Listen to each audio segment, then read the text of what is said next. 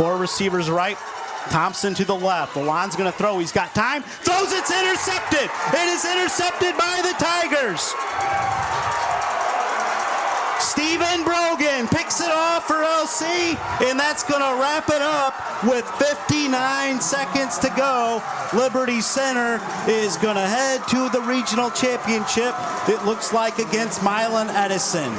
Fox is after him. That could be picked off by Colt Cruz at the 28. He's loose. He's going to go all the way. Touchdown, Tigers.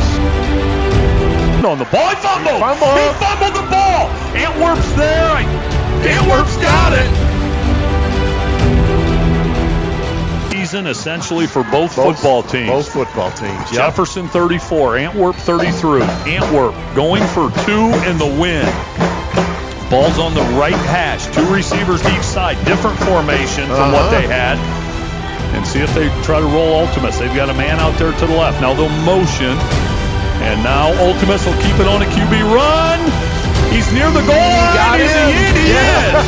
Carson Ultimus on a gutsy call, Carl. A little bit of window dressing.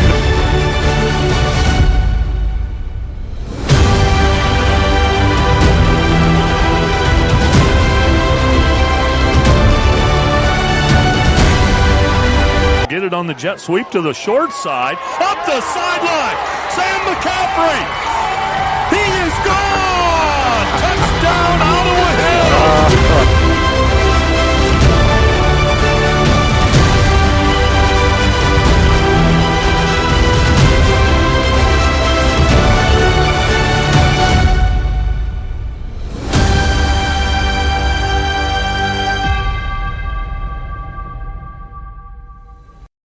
Welcome back to the Black Swamp Football Podcast presented by the Gerken Companies. And we are on the road to Canton this week, fellas. Along with Tory, Strock, and Neil Schuller, I am Lynn Groll, and all three of us will get to Canton this week. Neil Schuller, you will be there on Friday for Central Catholic and Bishop Watterson, repeat of a year ago. And Tory and I will head to Canton on Saturday afternoon for Liberty Center and the Ironton Fighting Tigers, along with our statistician, Ned Steck-Schulde. He will have us covered. He'll have us covered and then some. And there'll be a lot of information to process, but tickled to death. Not only does Ned love his Columbus Girl Bulldogs, he loves high school football, and I know he is jacked to watch Liberty Center in Ironton. We got that text, what time Saturday morning? He follows Columbus Grove all year, and Columbus Grove obviously fell the Marion local on Friday night, and it was early Saturday morning. He said, you need a statistician for Saturday? Yeah, and it wasn't just tongue-in-cheek either. Yeah. You could sense that. Yeah, kind of included the resume. He had to check with the better half. He did. And the better half put up no walls. She wanted Ned out of the house, I think, on Saturday afternoon. She did, and football season maybe ended a week too early for her, and she was planning on 16 weeks, and he got her blessing ASAP because he barely hesitated. Right. Well, it's good did you have to get Andrea's blessing to head to Canton on Friday afternoon? No, not at all. Yeah, okay. She is basically like, all right, sounds good. Yep. Yeah. No, it's nice that we get to prepare now for 16-week seasons here the last 2 years. We gotta be thinking that way locally, and that's fantastic for Northwest Ohio football. Yeah, Central Catholic and Liberty Center are taking care of us to get us to Canton here the last 2 years. You're spoiled. Yeah, you do. You're spoiled, and so do the fans a little bit in both communities. But sometimes when you're spoiled, you don't appreciate what you have. These fans appreciate what they have. They're spoiled, and they also don't take it for granted. They are really proud of their teams, both Liberty Center and Central Catholic. I hope Ned can enjoy the digs that we're going to have on Saturday up in the press box. You don't get press boxes like that too often. You certainly don't get them in the Northwest Conference. You don't get them in any conference, really. But these digs are, you got to see it to believe it. And, man, a suite, you refer to it, Lynn, as a suite sometimes. It really is. Yeah. I mean, I've stayed in hotel suites half the size of that thing. I feel like you guys are going to have to, keep a leash on Ned just from the time you get in the parking lot, throughout the evening. Otherwise, he's just going to wander off, be over at the T-shirt shack. Well, he could end up in the Hall of Fame stealing a bust of somebody. Well, you know what I mean? Yeah, you got to watch that guy. I mean, it's going to be a little bit overwhelmed. And Rex will be right there with him. Oh, jeez. I think Rex and Carl Carter will join us on Saturday again. There is a 90% chance that Rex Lingard ends up watching the game in our suite, where he did last year. And I can't believe I'm saying this. I don't mind it. It just adds to it. Yeah. You're watching a Liberty Center state championship game with a man who won Liberty Center's only state championship. I kind of consider it a blessing. I can't believe I'm saying that. Yeah, I agree. Yeah. Kind of a full circle affair. Yeah. You said it was one of the highlights of your life as far as football goes. It was. And a year ago. All my experiences, playing, coaching, anything at any level, one of my top 5 football experiences of my entire existence, calling the Liberty Center Perry game last year with Lynn. And it just, I couldn't explain it. Yeah. That 3 o'clock start is nice because the sun's kind of setting as the game gets into the fourth quarter. It's almost like the Rose Bowl, in Pasadena, where the sun's setting. Good analogy. In the fourth quarter. You're kind of looking over the Hall of Fame, which is the birthplace of football. And I don't know, it gives you chills just thinking about it right now. It does. And if I understand correctly, Lynn, correct me if I'm wrong, I haven't looked at the official OHSAA site on this, but Liberty Center gets to be the home team this year. Home team this time, yes. Okay, so they'll be in their black jerseys. Last year they were the road team. We looked across the field at them. And so this year we'll be able to peek out and see Normie. Because remember, the windows there, you just push a button, and they just slowly raise automatically. Unbelievable. Like a 5,000-pound sheet of glass. It's like bulletproof. I was afraid to touch that button. I can't remember who told us a year ago. Press that button, your window will go up. I'm like, I'm afraid to do that. I was going to say. Might have been Mark Bly. It was Mark Bly. Okay, yeah. And I was afraid to touch it, too. I didn't know. Yeah, I mean, you start getting foreign buttons, and, people say, oh, well, just go ahead and hold on. This isn't my area, and the last thing you want to have is that thing break or stick open, and you be the guy. Don't be the guy. Yeah. Well, very fortunate. It's a blessing for us to get enjoy the state championships, and there'll be a lot of black and orange on Saturday afternoon with Ironton and Liberty Center there, and I know that Central Catholic will bring a crowd as well on Friday afternoon. Always do, absolutely. And looking ahead to the weather here. Friday's weather, high of 29, low of 21, so a chilly day there. What's the winds looking like on Friday? Winds, hold on just a minute here. Wind of 12 mile an hour, settling down to 9, so kind of a non-issue. Partly cloudy during the morning, will become overcast in the afternoon. So reminiscent of last year's Friday game that I was at there in Canton for Central Catholic. Very reminiscent, a little misty, little rain during that affair. But similar temps. Any precip chances, Neil? 6% chance. I'm sorry, 0% chance. Oh, wow. Okay. Yeah, sorry. Saturday? What's Saturday? Saturday, we're looking at 31 for a high, 29 for a low. Southwest winds 11 and 10 mile an hour respectively. Partly to mostly cloudy. So it should be a dandy 0% chance. It's going to be about 70 for us. Yeah. Where we're going to be T-shirt at. weather. Yeah. So Speaking of T-shirts, I like it. And you know what I almost did tonight? I almost wore my varsity jacket. I was wondering if you would. I almost did. Last year, Liberty's theme kind of at this time was, breaking out some of the throwback gear, some of the varsity jackets, and I see they have a Spirit Week at school Wednesday, Thursday, Friday. Thursday is Liberty Center Throwback Day. So there'll be some kids wearing their dads and uncles' throwback jerseys, from the 70s and 80s, I'm sure, and then Friday's just all orange and black, as you can imagine. Did you have to get an invite, speaking of throwback days, to just kind of maybe make an appearance down the road here? Not yet. Okay. Not yet, but I was informed that, and I know Chris Riggy had mentioned this at Coffee Club, but they watch some old highlight videos the current kids do, and we had some really cool highlight videos from back in the 90s and that, and they watched some of those, so I think that's maybe the only time I get showcased from the past is maybe on those. They watched them on the way to Parma on Friday night. Parma. The way it looked. That's pretty cool. Yeah. Pretty cool. My pit culture, this is a few years old, but I love it. That's the attitude they're going to have to bring on Saturday afternoon against Ironton. Yeah, and I think they will. And you talk about two teams that are both just ultra motivated. Sometimes you have one team that's I don't know. Maybe they've been there and done that and won titles, and maybe their guard's down a little bit. These are two programs that are uber hungry. It's been a while for both of them. And yeah, you think of Ironton and all their appearances. They've only won two. Their last one they won was 1989. We got some special guests. Speaking of throwbacks. Yeah. Speaking of throwbacks, we've got a former state champion here, and his son looking to punch his ticket. Ryan Zeider, good to see you, Mr. Zeider. Ryan Zeider, member of the '97 state championship team. Don't knock out my camera there, Mr. Zeider. And you're always welcome. And then his son Xander in the house. Yeah, I'm glad you did. Yep. Thanks for stopping in, guys. Xander, good luck. Have a good one on Saturday. Go get him, buddy. Good luck, buddy. That's awesome. Yeah, right on cue. Yeah, there you go. Yeah, Xander will be a handful on defense. They're going to need him. Yep.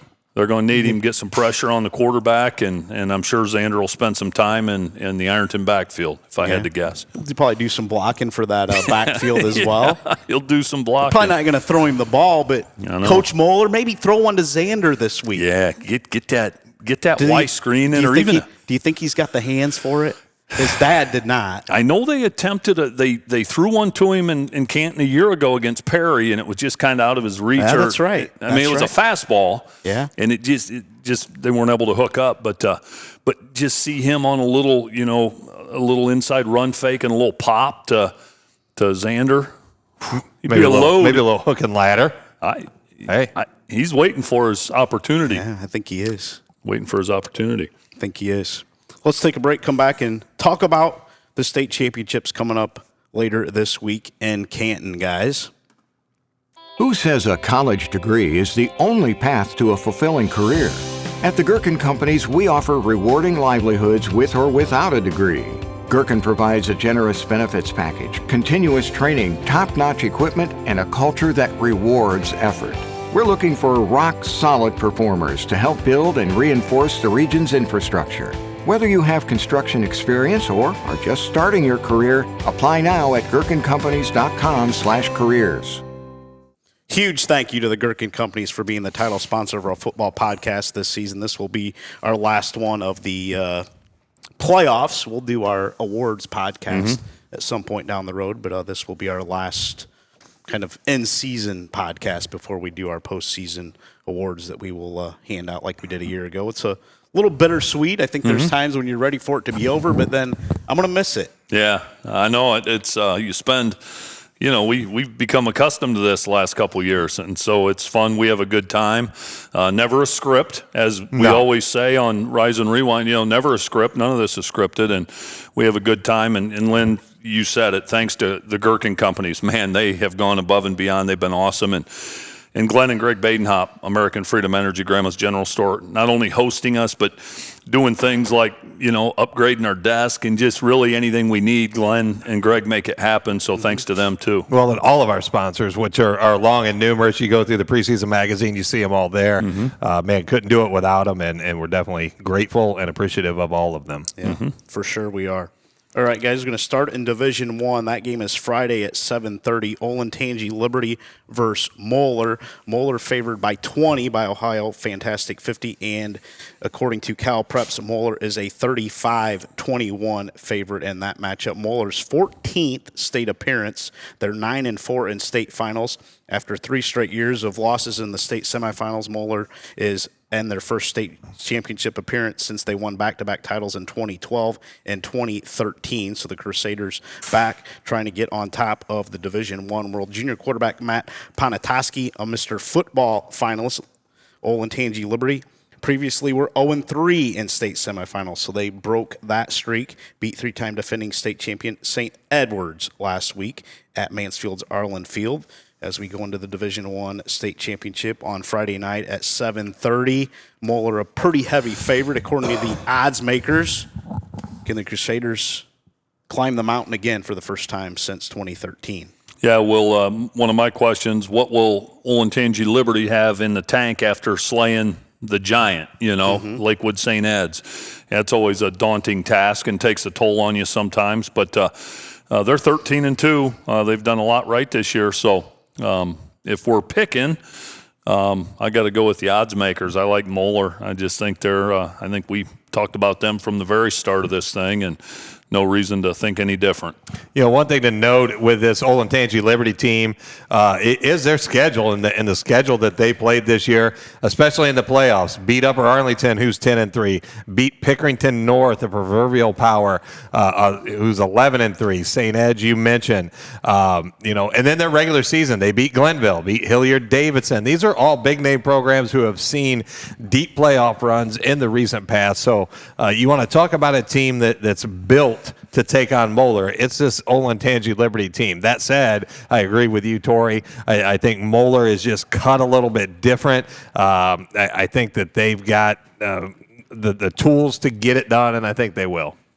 Yeah, I got by St. X a couple weeks ago, 28-23. That was their closest game of the regular season as well, outside of their loss to Mallard Creek, North Carolina. Beat St. X 45-37 in the regular season, and then 28-23 a couple weeks ago. St. Ed's 35-30 in the regular season. Moeller's played a heck of a schedule as well. No doubt. Both teams have been tested, and I like Moeller to climb the mountaintop again. First time in 10 years. One thing I want to look at, should have looked at this before we came in, but you just said something that got me thinking, Lynn. Anytime you go down the tournament trail, I don't care what sport it is. Could be baseball, you win a squeaker 2-1 in 12 innings, or basketball, you win an overtime thriller, and football. Most teams have had that game where they had to eke it out. We know Central did, right, last week. Sweet. Liberty Center against Oak Harbor. They had to get it done in a close one. My question is, has Ironton, or how many teams haven't had a close game? Most teams have. Has Ironton had anyone even come close in the postseason? Not in the postseason, I don't believe. I'd have to look at their schedule more clearly. We'll get to D5 here in a second, but outside of the team they played from Ontario, Canada, they've really kind of rolled through the season so far. Yeah, so many times your state champions look back and say, "Oh man, remember that one?" Yeah, they always have to have one. You do. Even Patrick Henry, the year they won it, it was Elmwood round one, a big favorite, and they almost got knocked out early on. And that one, trying to think of the area teams. Archbold in '88 had really no trouble. No. Liberty Center in 97. Yeah, Marion Pleasant round one. That was 13 or 12, 13, nothing like that. I remember Scott Barrett, who was an assistant coach. He's like, "Hey, guys, we better get it together here. We're going to get blown out." Yeah. They rallied and won that one. And go on to win the whole thing. So, that was kind of their – well, then Patrick Henry the next week. Yeah. And after that, if you talk to any of those players or recs or any of the assistants, that was kind of – that got them over the top. Once they won that one, it was like, we got it. Think of Defiance in '97. They played Lebanon. Had a running back that went to Ohio State, Kelton Lindsey. That one was close, but outside of that one, they cruised. I'm trying to go through the state champions from this area. Yeah. But if you look at Ironton, that question you asked, Tory, in terms of the playoffs, the third week of the playoffs, their closest game was against Harvest Prep that they won 41-13. That was their closest in the postseason. That's correct, yes. Wow. And I'm looking forward to talking about Liberty Ironton to dissect some of that, because I think those numbers could play a factor in this game. Yeah. Division II is Thursday at 7 p.m. That will kick off the state championships this week at Canton. Avon versus Anderson. Avon is favored by 9 by Drew Pastor's Ohio Fantastic 50, and then Cal Preps like Avon 35-31 in that matchup on Thursday night. So razor thin, according to Cal Preps.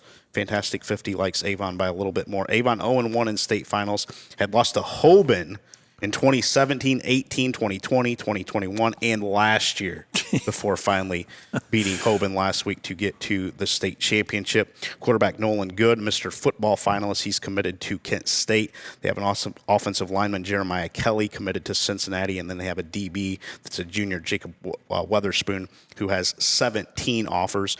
Anderson 1-1 in state finals. Won in 2007, was also there in 2006. The Raptors average 461.8 yards per game. 307 of those come through the air, 47.5 points per game.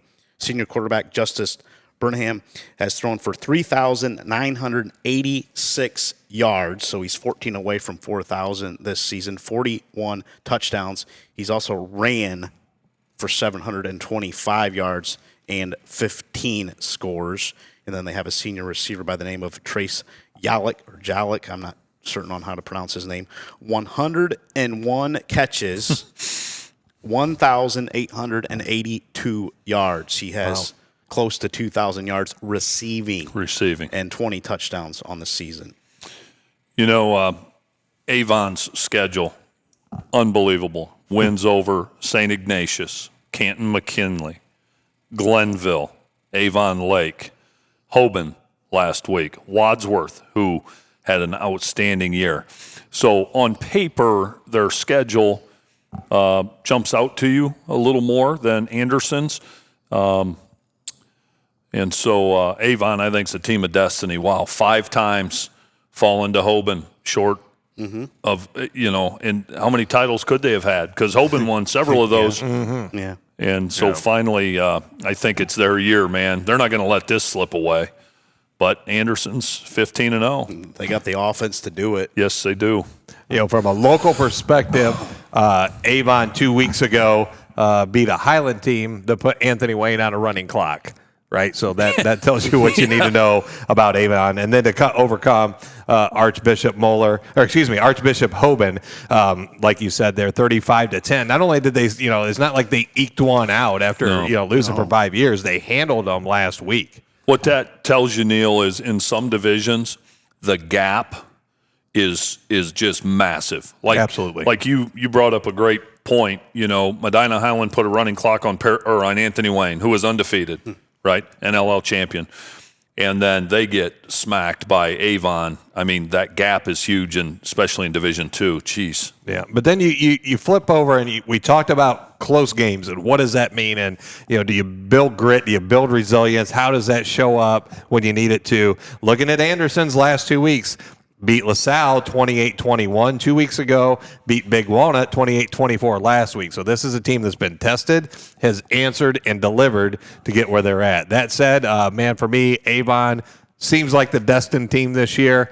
Much more of a quote-unquote home atmosphere for Avon being right down the road from Canton. I like the schedule that they played and what they've done so far. I'm going to go with the Avon Eagles to win it.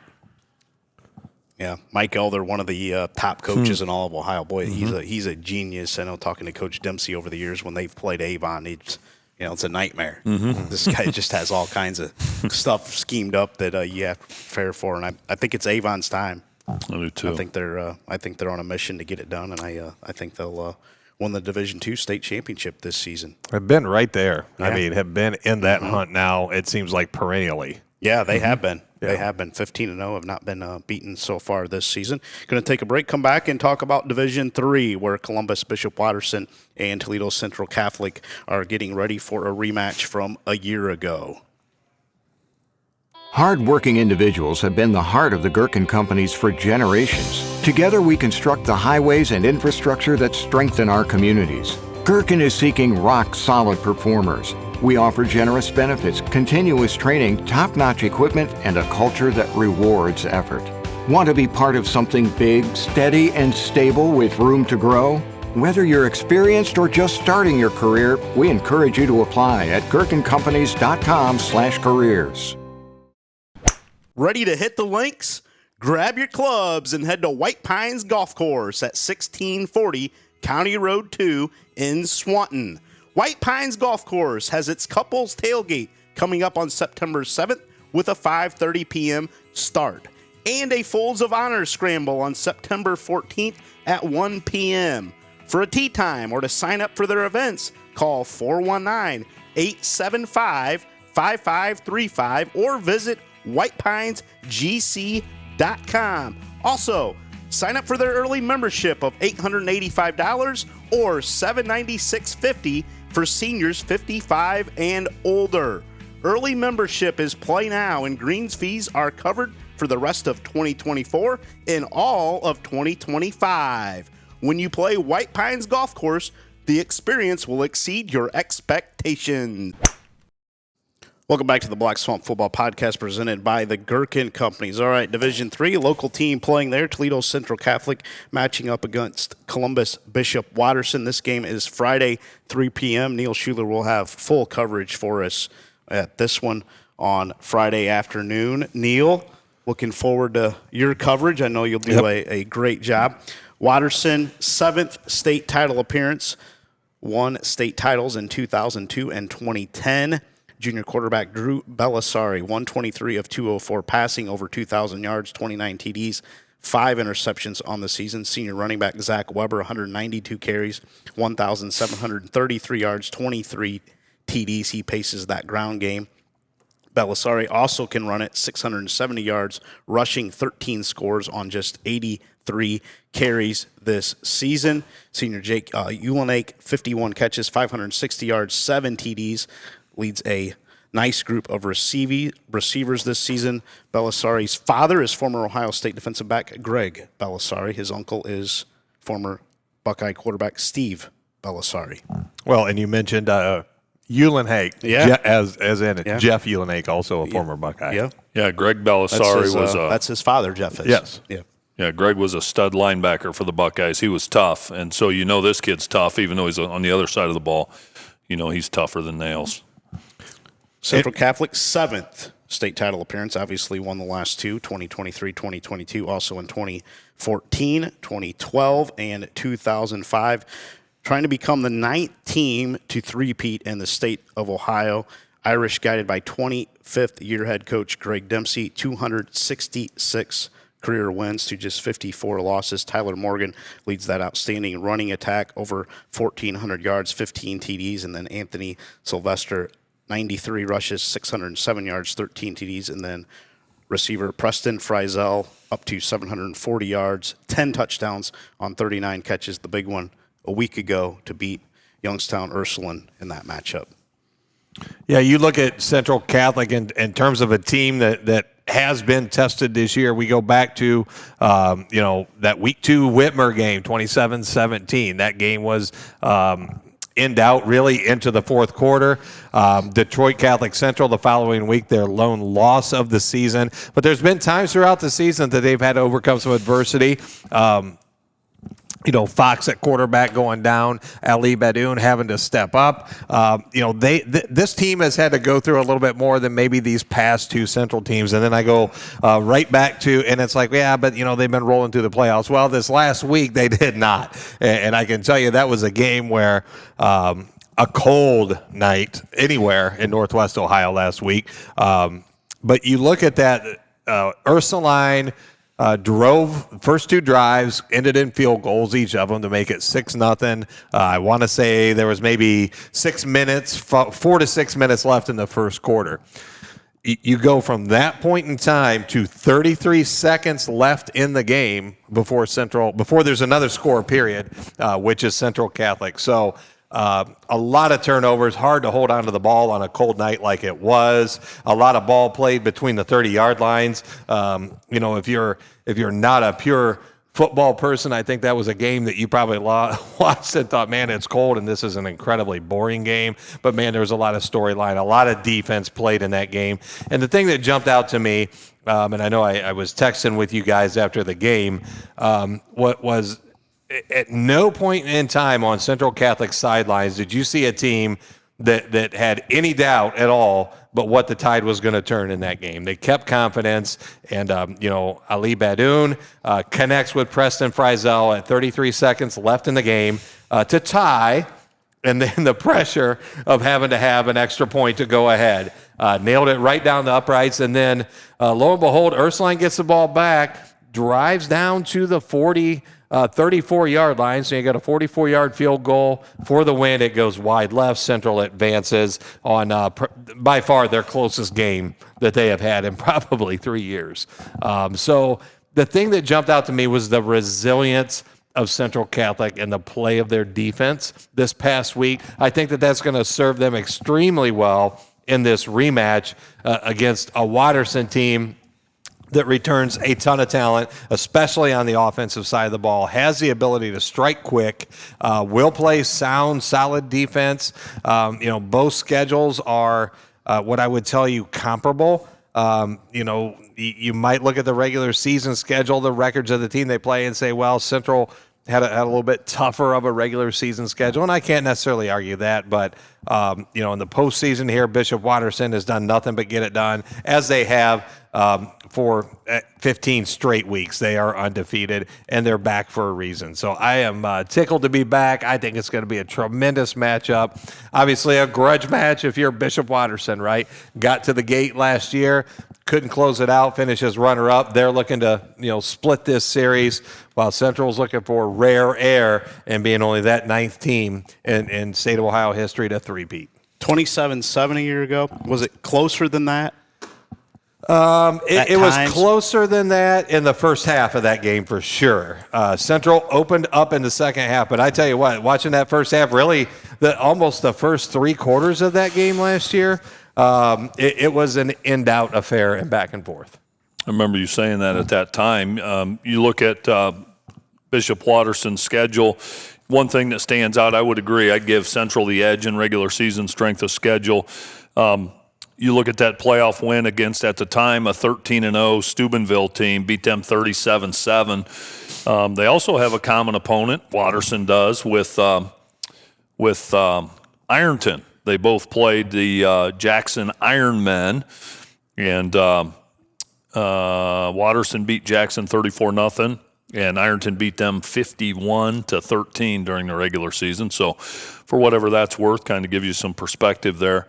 I'm telling you right now, I know everybody's tooting Watterson's horn all year. A lot of guys returning. Central, they're reloading in some areas. I like Central Catholic to get it done.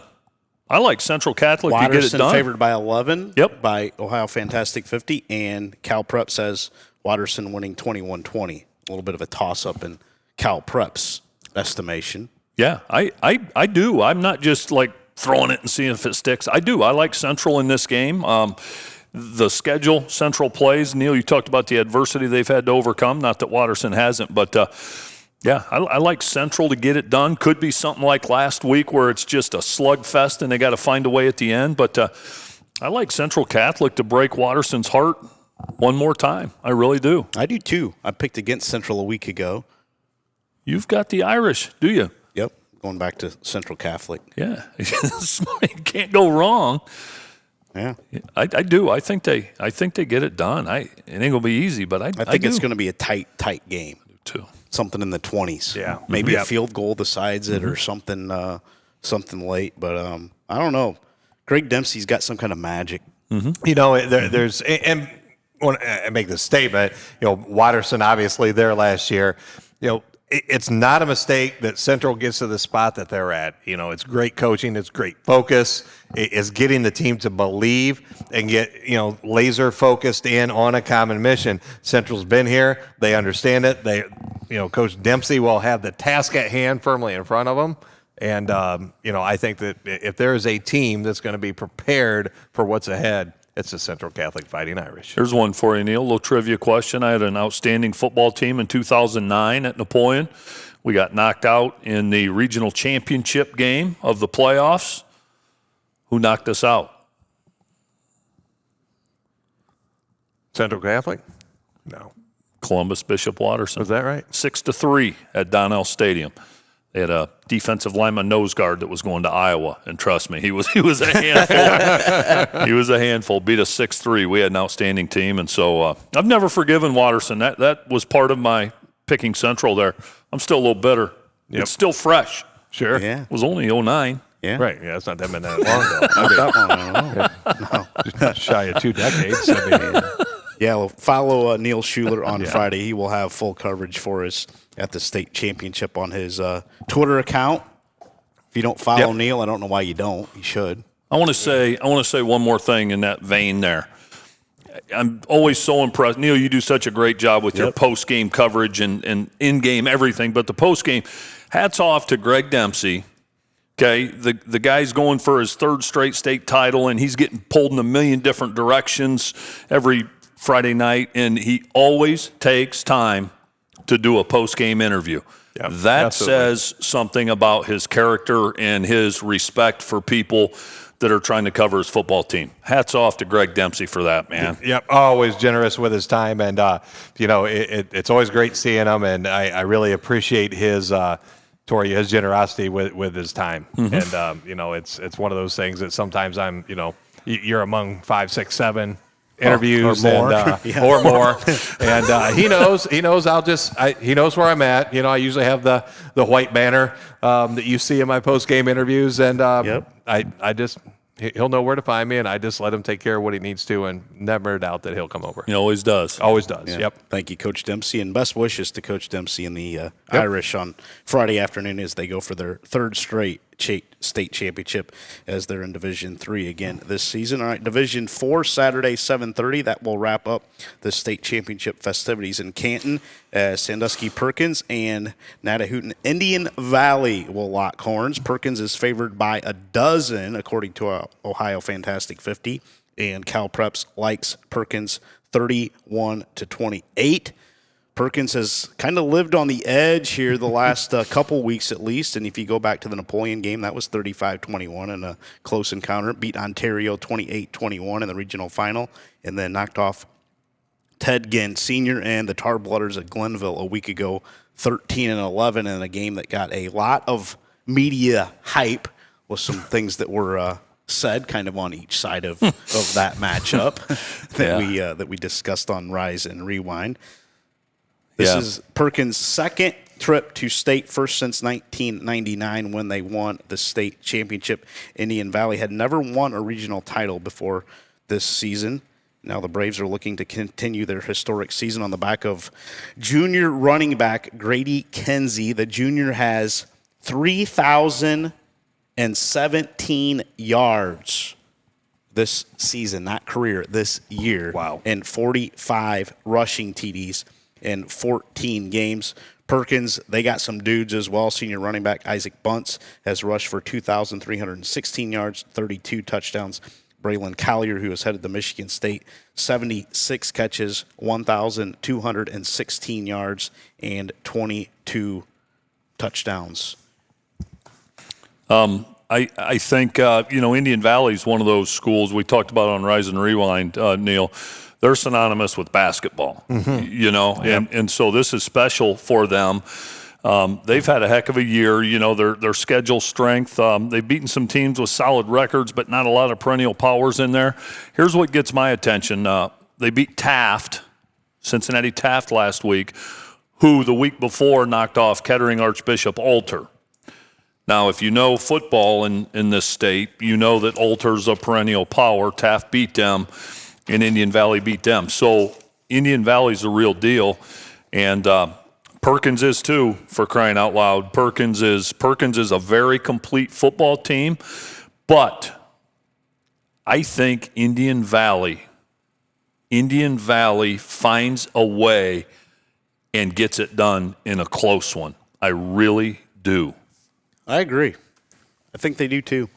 Groll, I'm telling you, I think they do. You have gained wisdom throughout this season. 5 weeks ago, you'd have disagreed with me on that. You're coming along. Not so fast, you two. Not so fast. You going against us? Absolutely. Now, Neil, against you. You know your track record. I understand my track record. And I picked Perkins to be the D4 state champion at the onset. And, the thing that I look at, Tory, you mentioned a couple great teams there in Taft and St. Clairsville the week before that. St. Clairsville's another team that you might not hear a lot about up in this area, but St. Clairsville, a stout program. They got by them 48-7. But you go back and you look at the Perkins Pirates, and I know a lot of discussion how they've had some close contests here as they've entered the postseason. But specifically the last 2 weeks of the postseason, beat Ontario 28-21. Who took Shelby to task in a great instant classic matchup to get there. And then Glenville, which I believe one of you two picked to win Division IV state championship, and a team that's loaded with young talent, according to a few people that I have talked to. So while that score is close, I know what that Glenville team is made of, and that tells me a lot about what this Perkins team's made of. I'm sticking with them, and I'm going to say that Perkins is going to win this one. Yeah, what's the line on this one, Lynn? Touchdown or less, I thought. Is it? Let me see here. What did I do with my paper? We talked about it. I forgot. Perkins is favored by 12 by Ohio Fantastic 50, and Cal Preps likes Perkins 31-28. Okay. Okay. Okay. Well, I think it's Sticking with Indian Valley. I'm sticking with them. I am too. Yeah. It's hard to explain. These last few weeks of these close games and knowing Edison beat them in the regular season. Mm-hmm. No, I agree. And Napoleon had them on the ropes, traded blows with them, back and forth. And is it going to catch up to them finally? I wonder. Or is it going to build grit? Or does it build or do they just roll? Or just prove to them that, no matter what happens, we're fine. Yeah.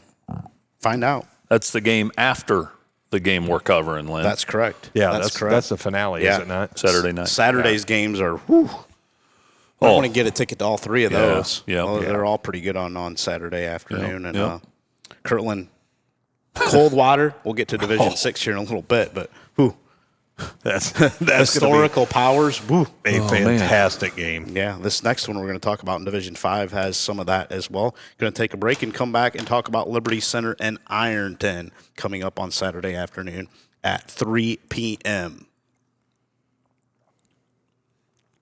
American Freedom Energy and Grandma's General Store off Route 24 on State Route 109, just south of Liberty Center, now has 88 unleaded fuel and is your one-stop shop for fuel, food, drinks, and much, much more, including locally raised meats and home-baked goods. American Freedom Energy and Grandma's General Store is proud to support Black Swamp Football and is the host of the Black Swamp Football podcast, football show, and Saturday mornings Rise and Rewind. Stop in and see Glenn and Greg today and make American Freedom Energy and Grandma's General Store a part of your everyday routine. The Swanton Welding Company proudly supports our local student athletes and coaches. We're committed to being your local steel fabrication company in Northwest Ohio and building projects across the country. For job opportunities at the Swanton Welding Company, visit www.swantonweld.com or visit them at 407 Zider Way in Swanton. K. Kern Painting is a proud sponsor of Northwest Ohio Athletics. K. Kern Painting was formed in 1998 by Kinsey Kern in Toledo and now has a footprint in Toledo, Cleveland, and Michigan, and has road crews traveling throughout the United States.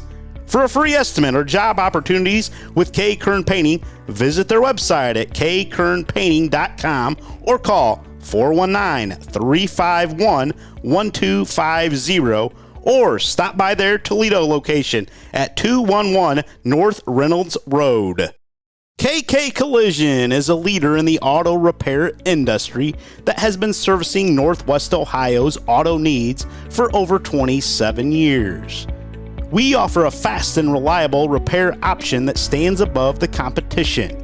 When your vehicle enters our facility, you can be assured that you have chosen the most technologically advanced repair facility in the area. KK Collision is an automotive body and mechanical shop, as well as both a light and heavy-duty towing service located in Liberty Center. Our towing services cover Northwest Ohio and the surrounding area 24 hours a day. Are you in need of a repair estimate? Visit us anytime during business hours for a free estimate at T556 Ohio 109 on the north side of Liberty Center, or call 888-533-7801 or visit our website at kkcollision.com. Welcome back to the Black Swamp Football Podcast presented by the Gerken Companies. Thank you to all of our folks here in Liberty Center that sponsor us. Very generous folks here in Liberty Center. The Kerns, the Baden Hops, the Ziders, all synonymous with Liberty Center and all very giving. Very giving, very gracious. They don't ask for anything in return. They just love supporting high school sports, high school kids. Doesn't even have to be sports. It can be anything related to the school and community. And then we're fortunate that they've thrown their support behind us. And as you mentioned, all those families just humble servant families, and we're thankful. Yeah. have our three-court game cast Saturday afternoon, pregame at 2:30, Division V state championship between Liberty Center and Ironton. Ironton favored by 10, according to Ohio Fantastic 50, and Cal Preps has the Fighting Tigers winning 34-27. Ironton, 12th state championship appearance. They've only won two, though, 1979 and 1989. It's been a while since they have won a state title, and they are hungry for one, just like the folks here in Liberty Center. Ironton has the most runner-up finishes in state history with 9. Receiver Sean Terry committed to Missouri, originally committed to Notre Dame. They have a cornerback by the name of Josh Johnson. He is going to Penn State. Sophomore quarterback Caden Edwards, 6 D1 offers, 2 most notable, Kentucky and West Virginia. He doesn't play a whole lot, but they do a good job of promoting their kids down there in Ironton. He's already got 6 D1 offers this season. Edwards averages 14.3 yards per carry. He's only had 25 carries this season, but 357 yards. Don't use him a whole lot. Senior quarterback Braden Schreck is their starter, 173 at 239, 2,880 yards. 35 touchdowns to just 8 interceptions this season. Sean Terry, who is headed to Missouri, 79 catches, 1,440 yards, 21 TDs. Zane Williams is their bell cow in the backfield, 89 rushes, 720 yards, 17 touchdowns on the season. As a team, 382 rushing attempts and 271 passing attempts, so they've thrown it a little bit more than they have thrown it this season. Defense is led by Austin Bump, 109 stops this season. LC, 5th state final in their program history. Obviously won theirs in 1997. Casey Moeller, he's just 9 wins away from 100 for his career, following in the footsteps of Rex Lindgren. Usually you want to be the guy that follows in the footsteps of the legend, but Coach Moeller is doing a fine job himself. It's an understatement. Yeah, you never want to follow the man. You want to follow the man that follows the man, as you said. Yeah. LC averages 42.1 points per game, giving up Division V best 5.5 points per game, so not even a touchdown per game. 7 touchdowns. They allow just 174.9 yards per game, 83.5 yards rushing per outing, and just 91.4 passing. Senior fullback Waylon Rentz, 1,784 yards, 29 touchdowns. Thomas Moeller also approaching the 1,000-yard mark. He has 903, 8 touchdowns rushing. And then sophomore Garrison Cruz, 843 yards rushing, 15 touchdowns. That wing tee, they have that great offensive line, that great defensive line, linebackers, secondary behind them. This explosive Ironton team is rolling into Canton. They've been the runner-up tons and tons and tons of times. Liberty Center trying to get back to the top for the first time since 1997. Matchup of 2 teams from the opposite ends of Ohio, north and the south, matching up in this one. And don't find much more tradition-rich football communities. If you study Ironton and that community, they are all about football, just like here in Liberty Center. I know you've watched a lot of film on Ironton here this week, Coach Strock. Give me some thoughts. Yeah, well, you mentioned Liberty Center's defensive average, right? Top in the state, 5.5 points a game. Yep. Something's got to give here, boys, because Ironton's rolling in. I won't read all their scores, but offensive output 51, 63, 56, 48, 49, 50, 68, and 63 last week in the state semifinal. So something's got to give. A couple things that stand out watching 2 complete Ironton games. Number one, they've got a couple athletes. Terry, the receiver that Lynn mentioned, going to Missouri. He's a generational athlete. He's one of those guys that you don't see in Division 5, 6, or 7, anything like that. A lot of times you don't see him in 4 or 3, just 1 and 2. But think of Orville running back Markel Parks. That's it. They saw in 2017. That's about right. Ish. Yep. Every time he catches the ball, even if you have him bottled up, he can make you miss and take it to the house. So he's super dangerous. Their big play potential's super, super scary. okay? Now, with that said, I talk about a lot of times here locally, teams get off the bus at Liberty Center and they're down 21-0, okay? Ironton's schedule, now they've beaten some really good football teams, don't get me wrong, but a lot of times when that Ironton bus pulls in, they're up 21-0. They're not going to get that from Liberty Center. Liberty Center is going to give no quarter, okay? Liberty's not going to be back on their haunches. They're going to challenge them, okay? Here's what I'm curious to see. Here is the number one storyline I'm curious to see in this football game. Is Ironton, do they believe they can come out and sit there in their base defense, okay, and maybe it's an even front or sometimes just an odd three-man front. Can they come out and sit in that base defense and stop Liberty Center's wing T attack? Because they've done it all year. Here's the difference. They don't see a lot of ground and pound teams. You watch most of their films and their teams playing basketball on grass. Well, where's their big guns? Their secondary guys are the game changers. So for a team to line it up and ground and pound and stay the course. Now, Liberty's going to have a lot of plays where they get back to the line of scrimmage, and that's it. The difference between Liberty Center and a lot of other opponents, the other opponents panic and think, man, we got to throw it. We're not getting anything on the ground. Liberty's going to stay the course. And I have seen over the years many times as a coach, teams that are uber athletic, but they don't necessarily want that fullback smacking into them 25, 30 times a game. Now, Ironton's built a little different this year. Okay, this isn't the 9 Ironton teams that didn't get it done. The Ironton team that didn't get it done in '93 against Watterson, they had Jermon Jackson who went to Ohio State. They've had some dudes there before and fallen short. Okay, call it what you want. I do think this Ironton team's different.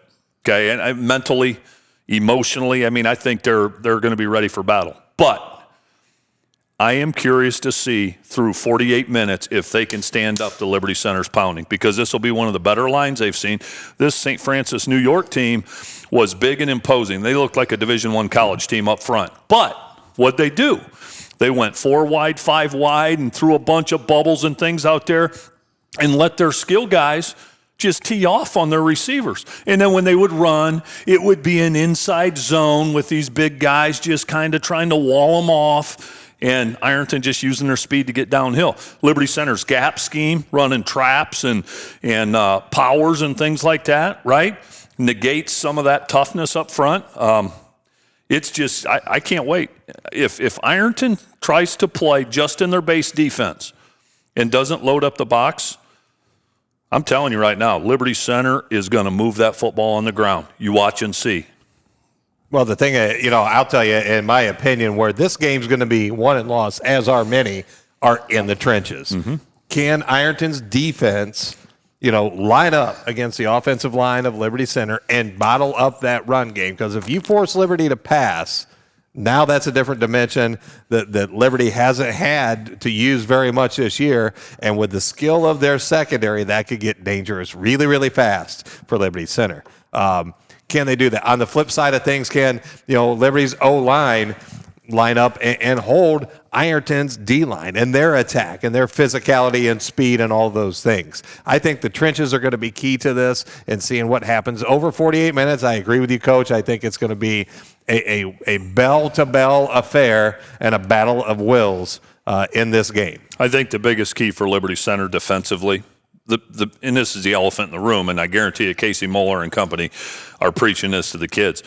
You got to limit big plays. You may not totally eliminate them all, because they happen when you have that type of talent Ironton has, but you've got to limit the big plays and make them drive the football. And then maybe your best defense is a good offense. Keep that ball away from Ironton and get them in a position they haven't been in. Look at their scores. I mean, I know they lost to that team from Ontario, but they've killed everybody else. They haven't really been backed into a corner this year. And you look at what Liberty Center's done to some formidable opponents coming into this one. I know Drew Pasteur today. Was it Drew Pasteur? Fantastic 50 on Twitter. He said the number one game he was looking forward to was Kirtland Coldwater. This one's mine. Ironton Liberty Center. Oh, baby, for my money, this is the one. This is the one. Speed against power. Speed against power, man. Well, Tory, listen, you mentioned it. maybe Liberty's best defense is their offense. Can they sure. grind the clock down with the run game, take the highly talented corner out of play, right, by running the ball. Keep the big skill guys on offense, the receiver and the quarterback, keep them off the field, use the clock to your advantage. I think in that column, Liberty Center's got a favor there. They do, for and, sure. And what's dangerous is Liberty's going to need to mix in some throws, some timely throws. And I think they maybe have to go off script and do it maybe when they normally might not, because anytime a ball's in the air, I'm not saying you can't be afraid, right? But anytime that ball's in the air for too long, Ironton's got a chance to go the other way with it. I mean, their secondary is special. Well, and that's the thing, between the skill guys they have on both sides of the ball, you talk about limiting their time of possession. They don't need a whole lot of time for it to really pay. So that's the thing that I think, people could look at and say, oh, well, it was such a disproportionate amount of clock that Liberty had. Like, how did this, hypothetically, if Ironton was to win, like, how did this happen? Well, because they don't need a whole lot of time to strike quick. You know what else I think could happen in this game? Because I'm telling you, Liberty's not going to just sit back. I think something you're going to see in this game, they're going to throw something quick out to Terry, okay? And Cam Colley's going to jump one of those suckers. I'm going to tell you right now, it's feast or famine. He's going to jump one of those suckers at some point in the game, and it's going to turn the tide of the game. Now, I don't know how it's going to end up, and we're not picking it because we're calling it, but this is even Steven, and I'm getting excited right now for it. I can't wait. Yeah, be exciting. Neil Schuller, you have a pick for us? I get the dubious honor.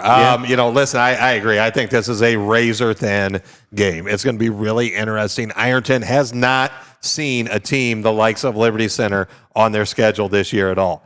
On the flip side of that, I'm not sure Liberty's seen a team like Ironton either. I would agree.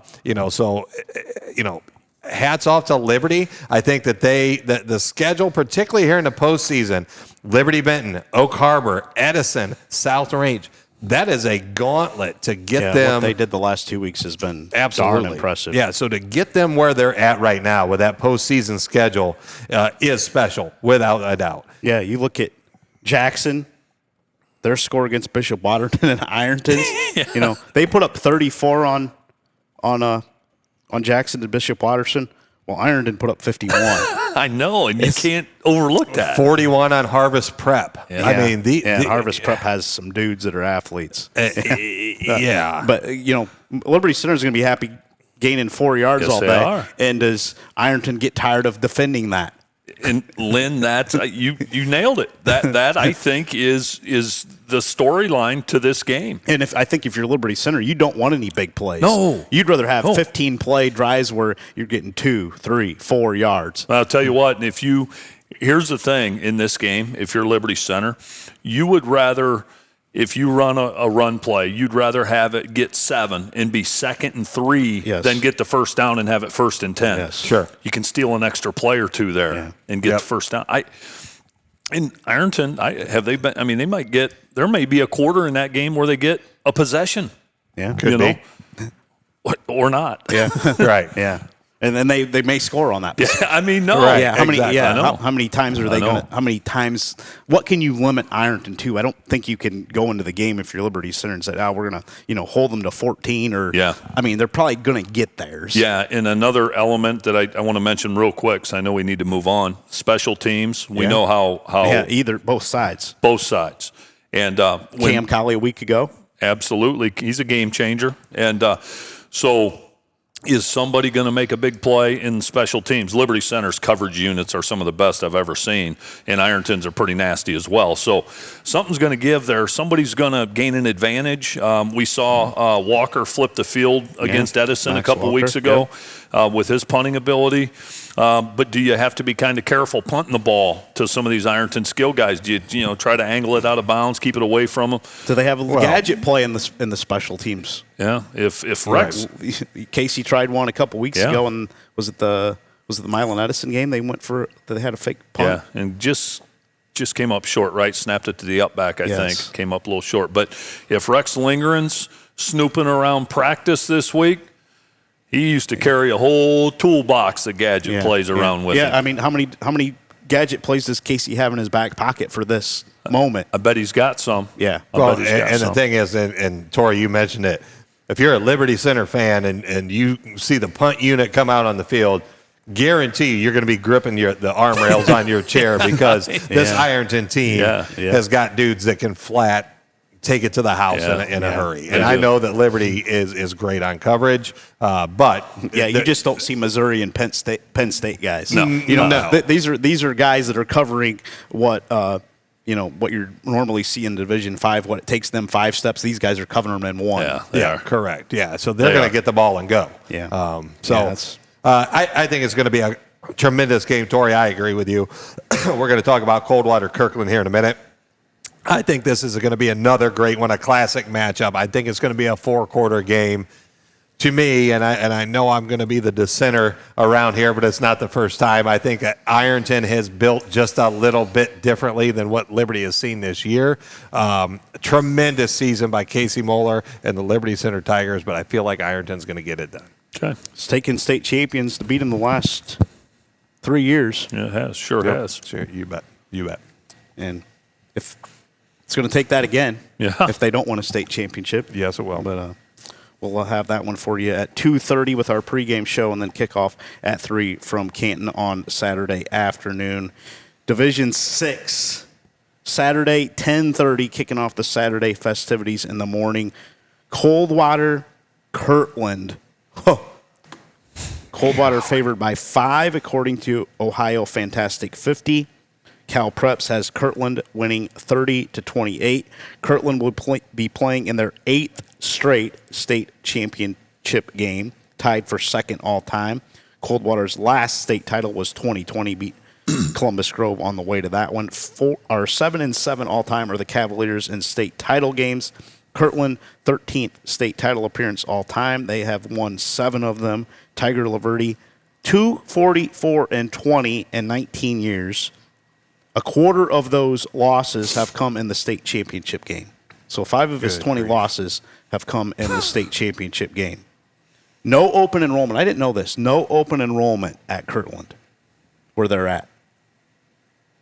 That makes it tough, right? Yeah, I mean, they're right up there by Menor in a football hotbed. And, I mean, it's what they've done. It's unbelievable. I mean, we know Liberty Center and Central and those guys around here, and then, of course, the MAC. Yep. But Kirtland up there in Northeast Ohio has just quietly built an absolute, I don't know how quiet, but built an absolute powerhouse. 630 rushing attempts this season, 5,198 yards, 8.3 yards per carry this season for the Hornets. And last week, Kirtland was 0 passes completed on 0 attempts for 0 yards. So, obviously the Kirtland Hornets prefer to just keep the ball on the ground. Danny Alfieri, 178 rushes, 1,579 yards, 36 trips to pay dirt.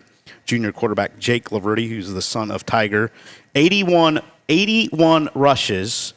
Do the math for me here. 81 rushes for 1,135 yards. And he missed 7 games with a broken arm. Went out in week 6 in a win over Fairview. 14 yards a carry. Jeez. Returned in the regional final against Dalton. He's 28-2 as the starting signal caller. Losses in 2022 in the state championship to Versailles and to state champion Perry last year in the regular season. The Perry team that beat Liberty Center. Perry beat Kirtland a year ago. Got this info from John Camp of the Willoughby News Herald. Thank you to John for this info. Get this. After last week's state semifinal win, Coach Tiger Laverty's wife, Mary, continued the program tradition of making breakfast for the team and coaches. She never buys the groceries until after the team wins, so she shopped after the win over Northmore and was up all night cooking. Here are the numbers. 16 dozen eggs, 100 pancakes, 10 pounds of cheesy potatoes, dozens of sausage links, danishes, and donuts for the team. Here are the numbers for the offensive linemen in the bench press. These dudes get in the weight room. They'll be in there Sunday after the state championship game. They call it the Church of Iron, I believe, over in Kirtland. Matthew Colley benches 385. Hopefully I can get these names right. Jackson Caricido, 345. Vince Prusak, 315. Casey Karkov, 315. Terry Prusak, 300. Jackson Turk, 295. Lucy Cantini, 285. All members of the offensive line squat over 500. Colley squats 515. Karkov squats 500. So why would you ever throw the ball with those guys? How many offensive linemen in your career and your coaching were benching over 300, if you can remember? Cody Bloom, he was a tight end for me. He was benching well over 300. I'm just trying to. Yeah, no, I'm thinking he's the first one that comes to mind, and there ain't many after that. I was going to say, it's on one hand. I can tell you that. Did you have 5 on one team? No. That's unbelievable. 385, Matthew Colley. 385 is a lot of weight to squat, okay? Mm-hmm. Let alone Yeah, what percentage bench. of high school kids are squatting 385? Yeah, not many, and about less than 1% with proper form, I can tell you that. But a true parallel squat, yeah, not many are doing it, and that is unbelievable. I would like to have had an exact count of sausage links. I'd like to know those dozens. things. I believe it was dozens. How cool is that, though? That's awesome. That would be a long night. Oh, 16 dozen eggs. Awesome. But fun. How fun is that? That is, oh, yeah. Especially when there's tradition involved. Yeah. I mean, I may put in a supermarket in Kirtland just to feed this team, right? Yeah, because you know it's going to happen. You know it's going to happen 6 times in the playoffs each year, probably. Yeah, that's true. Yeah. Coldwater, 15th state title appearance. They've won 7. Been in a state record 28 straight appearances in the playoffs. 28 straight playoff appearances. That's a state record. 10th time Coldwater and Marion local have both made the state championship in the same year. 10th? 10th time. Second most playoff wins with 94 behind. Who do you think? Marion local. Marion local's 107. Passing of Kale winning right before the season. Their All-Ohio Center has kind of spurred them on, and I'm sure he will be there in spirit on Saturday morning for the Cavaliers, and as they go up against this powerful Kirtland team. Yeah, boy, so many storylines, so much tradition, so much, and it's hard to argue when somebody says that's the game they're most looking forward to. I said Liberty Center, Ironton. How do you fault this one for crying out loud? You can't. But I know who I like. And I don't have a ton of analysis because anyone who knows just knows. I mean, it'd take all day to unpack this. I mean, there's so many variables, a turnover here and there. But I am going with the Kirtland Hornets. Not saying I'm rooting for Kirtland. I'm saying that is my pick to win this football game and their ground game. And Coldwater's going to be so well coached, and they're going to pack it in there. And Kirtland's going to do what they do. Let me ask you this, and we can maybe revisit this question and see what the answer was during our awards show. Over-under on Kirtland's pass attempts in this game, I'm going to set the over-under at 5. I'll say under. Under, even against Coldwater. Yeah, I don't know that it's going to be as close as what they're predicting. Okay. I think Kirtland may roll. Okay, so you're – okay. I thought you guys might tell me I'm crazy. No, I don't. So I don't you're with think me. I mean, nobody's. I think they're right up there with Marion local. Okay. If there's a small school team that's going to give Marion local a game, it may be Kirtland. I think that would be a good game. Marion local may be an edge, but Marion local also beat Coldwater 35-0. Yeah, Correct. Okay, they wouldn't beat Kirtland 35-0. No. I don't think. Oh, that Be more like maybe 28-21. that power up front. Who's stopping that? Yeah. Well, Yeah. and you mentioned it. You know, why do they not attempt passes? Because they don't have to. Yeah. Right. And I think, you look at the one game, you guys just mentioned it, that has some type of parallel that you could look and say, hey, I feel like this game could be similar to a Marion local Coldwater. Well, we saw what happened with that. Mm-hmm. And not only this year. I like Kirtland as well. I think it's going to be a phenomenal ball game. But, Kirtland's ability to run the ball, let's just call it like it is, at will, is the difference maker here. Yeah, speaking of possessions being few and far between, there may be quarters where Coldwater doesn't touch it if they can't get them off schedule, because it's hard to do. Yeah. What will be the most attended state championship game? Is it this one? It's a great question, Lynn. Think about the Coldwater and Kirtland folks. Ooh. Yeah, I want to look at that list again.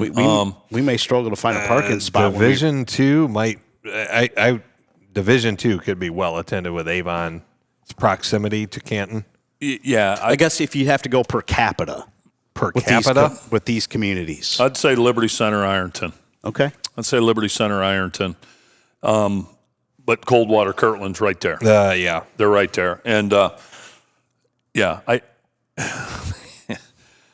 going to say Liberty Center, Ironton. Do we get attendance figures, like unofficial? Afterwards, you do we? I think afterwards, yeah. That'll be another Neil, what's your pick? We'll look at that with the over-under passes thrown. I like Liberty Ironton just because I think there's two communities there that travels well. What percent of the LC community will be left in the LC community on Saturday afternoon at 3 o'clock? Give me a percent. A percent?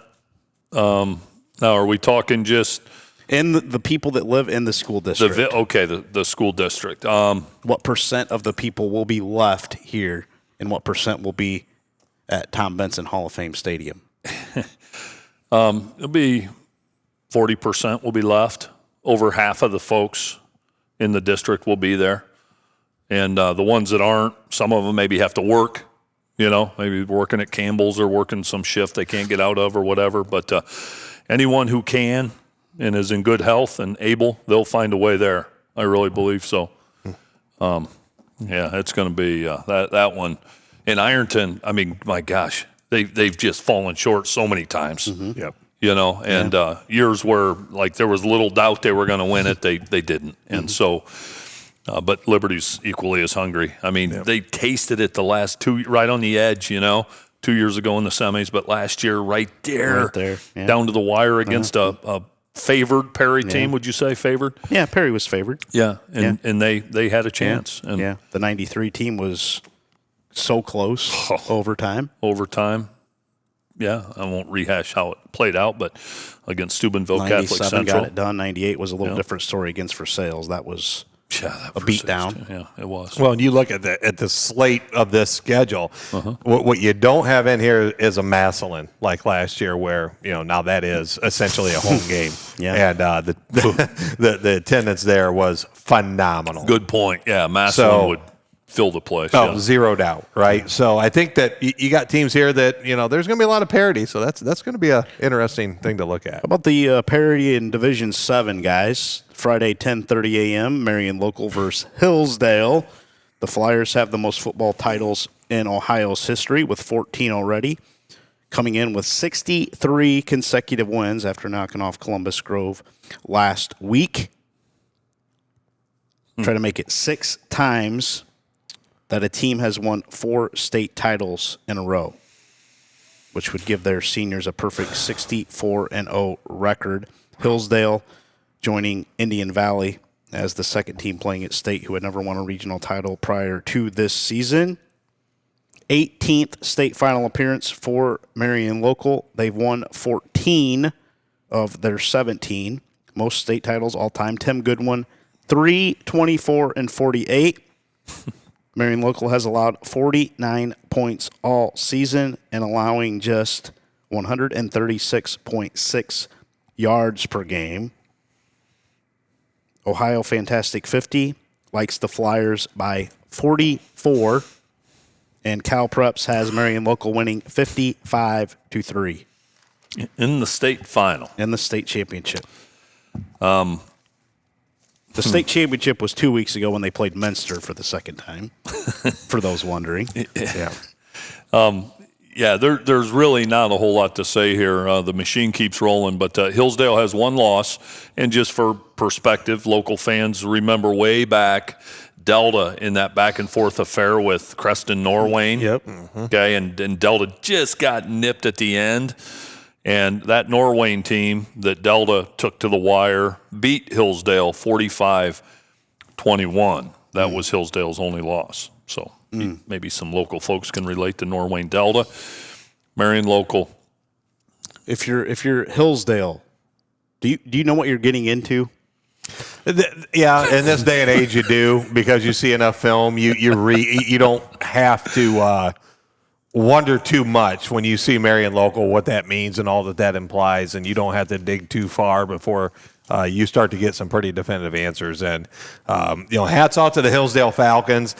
Did what they had to do, battled to get here, but the prize at the end of the tunnel, if you will, is a matchup with a Marion local team that just, by all measures, is non-beatable in this one. Yeah, they are. And if you look at like Jeromesville, Hillsdale, like those are tough country boys. Oh, you know. I mean, they are tough country boys. And another time, another place, probably good enough to win a state championship.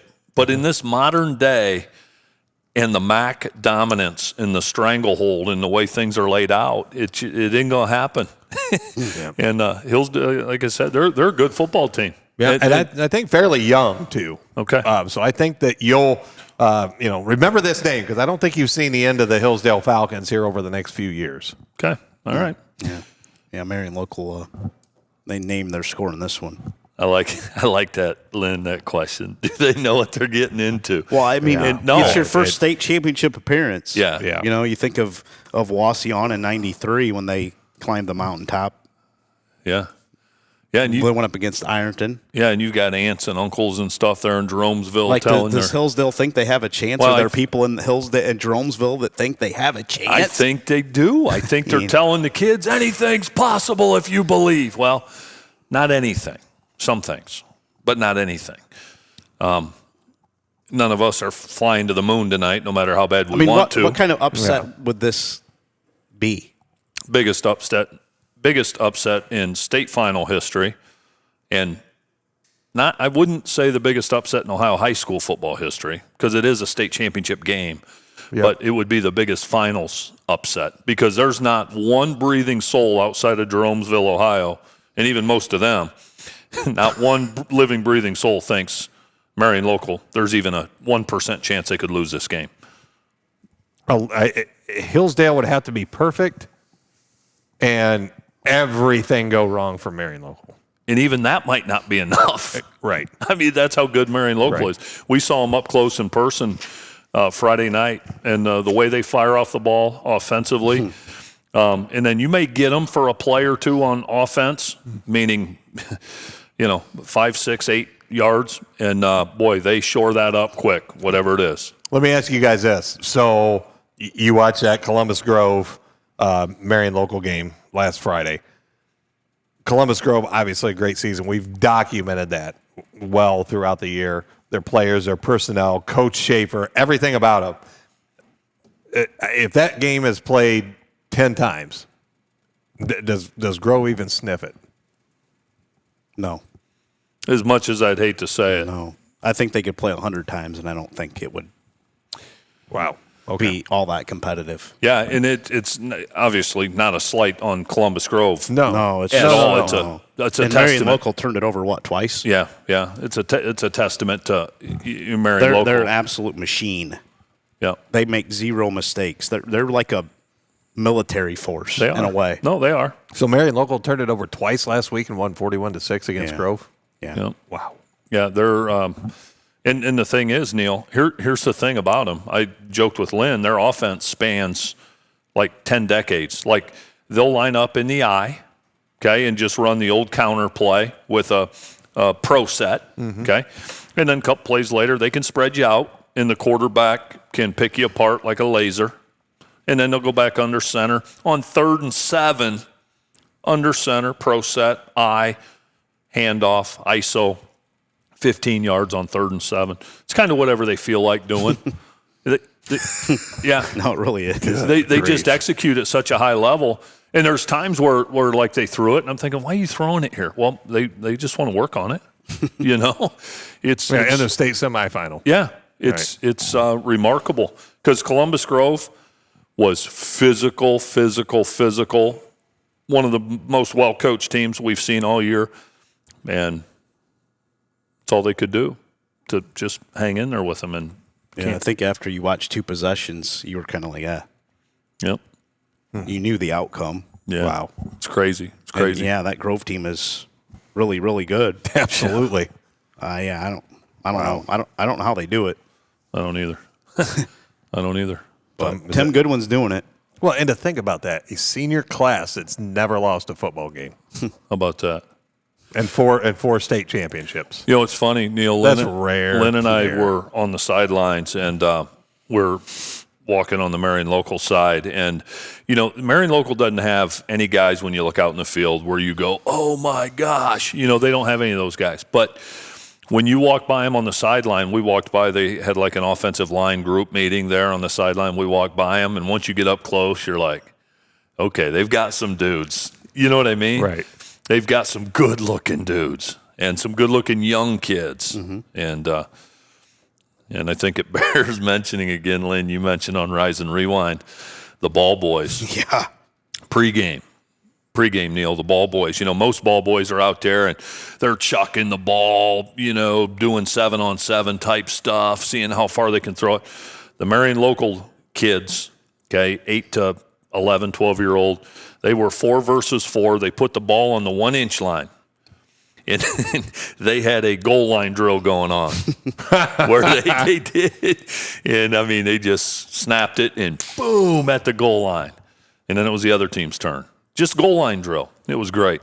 One kid jumped off sides. They moved it half the distance, which was about half an inch. I love it. The one kid got drilled the one time. Bad snap. Yeah, bad snap. Quarterback ran back, got it. Defender came up and just smoked him. Thought he broke his collarbone. I did. And Lynn goes, I think he's fine.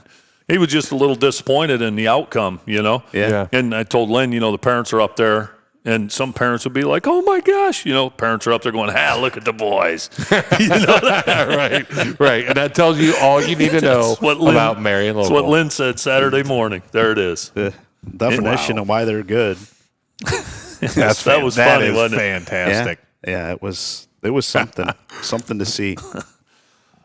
We'll see everybody in Canton this weekend. Neil Schuller will have the Toledo Central Catholic Bishop Watterson coverage on Friday afternoon. Tory and I will be there with Ned Steckschulde on Saturday at 3 as Liberty Center faces off against Ironton in a clash of traditional Ohio powers. Tune into that one at 2:30 and make sure to follow Neil.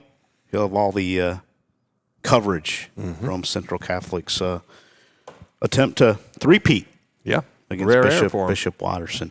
I'll be following you, buddy. I will appreciate be too. I'm excited about that game. See Yeah. if Central can get it done. Yeah. Yep. Safe travels to all the folks going to Canton Yes. this weekend, or even if you're going on Thursday. I'm sure some are headed up there on Thursday. And I know there's a bunch of them going Friday. Going to stay Friday night. And why wouldn't you, right? Make a weekend of you it. Bet. Yep. You bet. Big group of them going Friday and staying and probably do a little Christmas shopping.